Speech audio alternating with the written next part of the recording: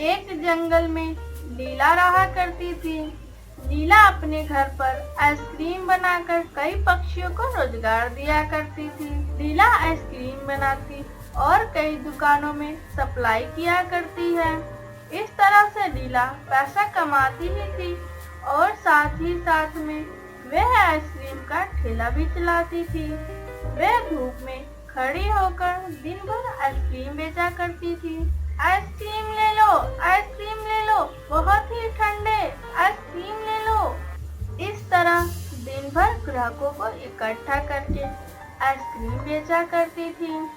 दूसरी तरफ लीला का पति मजदूरी करके पैसा कमाता था। इस तरह दोनों मेहनत करके पैसा कमा रहे थे और उन पैसों को बचाकर रखते थे। एक दिन पति पत्नी घर पे बैठकर कुछ बातें कर रहे थे। हम इसी तरह पैसे जमा करके अपने बेटे को भेजते रहेंगे तो उसकी पढ़ाई पूरी हो जाएगी। आप उन पैसों को अपने बेटे को देकर आइए। रामू ने हाँ कहकर शहर में पढ़ाई कर रहे अपने बेटे को रामू ने पैसे दिए। तभी उसकी क्लास टीचर वहाँ पर आकर कहा, क्या ये आपका बेटा है? जी हाँ, ये हमारा बेटा है। इस पर टीचर ने गुस्से से कहा, यह क्लास अटेंड नहीं करता, देखिए इसका अटेंडेंस कितना कम है और यह स्कूल के हॉस्टल में ना रहकर ये कहीं बाहर रहता है और ये हर विषय में फेल हो चुका है। अगर ये ऐसा ही चलता रहा तो इसका पढ़ाई व्यर्थ है और आपका पैसा भी।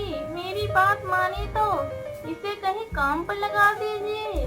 टीचर की बातें सुन रामू बहुत दुखी हो गया और बेटे को सामान लेकर आने को कहा। उसका बेटा ने कहा, ऐसी बात नहीं है पिताजी, आप मेरी बात तो सुनो। तुम चुपचाप अपना सामान लेकर आओ और चलो। बेटे ने अपना सामान लेकर आया और पिताजी के साथ गांव वापस लौटा। उन दोनों के साथ लौटे देख, अरे स्कूल की छुट्टी पड़ी है क्या? दुखी से देखते हुए रामू ने कहा, अब अपना बेटा बड़ा हो गया है, अब ये स्कूल नहीं जाता है और ये सब क्या कर रहा है, तुम ही इसे पूछ लो। इतना कहकर दुखी हो गया और बाहर चला गया। मैं और तुम्हारे पिताजी दिन रात मेहनत किस लिए करते हैं? ताकि तुम अच्छी तरह मन लगाकर पढ़ाई कर सको, परंतु तुमने क्या किया हमारे साथ? बेटे ने तो कुछ बोला ही नहीं, परंतु माँ को रोते हुए बोला, माँ मुझे मत मारो, माँ मुझे मत मारो। लीला बहुत दुखी हुई और वह रोते हुए कमरे में चली गई। शाम हो गई, उस घर पर किसी ने खाना नहीं खाया था। अगली सुबह रामू ने पत्नी से कहा, तुम्हें अब दुकान पर जाने की कोई जरूरत नहीं है, अब अपना बेटा आ गया है, अब वही दुकान पर जाएगा। अरे तुम ये सब कैसी बातें कह रहे हो? हम उसे समझाकर उसे वापस पढ़ाई करने भेजेंगे। उसे यहाँ पर कोई काम नहीं करवाना, आप मेरी बात मानिए। पत्नी के विनती करने पर पति ने कहा, हाँ, अब तक मैं तुम्हारी बात मानी है, पर अब ऐसा नहीं होगा। ऐसा कहकर रामू अपने बेटे को साथ लेकर आइसक्रीम के ठेले के पास ले गया। सुनो, आज से ये ठेला तुम चलाओगे, पढ़ाई तो तुझसे हो नहीं पाई। आइसक्रीम ले लो, आइसक्रीम ले लो। ऐसे कहकर वह ग्राहकों को आवाज देने लगा। शुरू में तो उसे ठीक भी लगा। तपती धूप में ज्यादा देर तक खड़ा नहीं रह पाया। आसपास खड़ा होने के लिए छां भी नहीं दिखाई दे रहा था।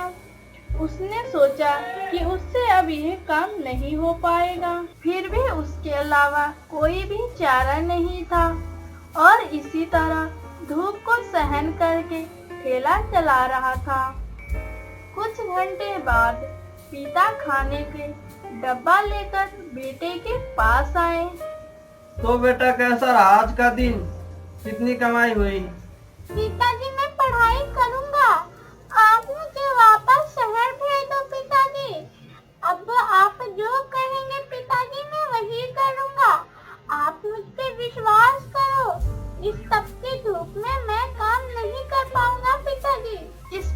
माता ने कहा, बेटा तुमसे एक दिन भी यहाँ पर खड़ा नहीं रहा गया ना। सोचो तुम्हारी माँ हर दिन धूप में खड़ा होकर आइसक्रीम बेचा करती थी। उसका दर्द तुम समझ में नहीं आता है। तुम पढ़ाई नहीं करना चाहते थे, फिर भी वो मेहनत करके तुम्हें पढ़ाना चाहती थी। मैं तो मर्द हूँ, मैं कहीं भी मेहनत करके पैसा कमा लूंगा, पर वो जी तोड़ मेहनत करके कमाती है। ये कोई छोटी बात नहीं है। वह सिर्फ तुम्हारे पढ़ाई के लिए किया करती थी। अब तुम जी तोड़ मेहनत करके पढ़ाई करना, अपनी माँ के सपने को पूरा करना। बेटे को अपनी गलती का एहसास हुआ और फिर वह दोनों घर लौटे। अगले सुबह बेटे शहर चला गया और मन लगाकर पढ़ाई करने लगा और वह बहुत मेहनत करके हर विषय में टॉप किया। और यह बात उसके माता पिता को पता चला।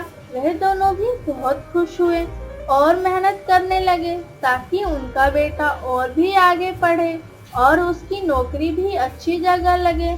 कुछ सालों बाद उनके बेटे की नौकरी भी लग जाती है। वे भी तीनों खुशी खुशी रहे। अगर आपको मेरी वीडियो पसंद आई हो तो प्लीज मेरे चैनल को लाइक सब्सक्राइब जरूर कीजिए।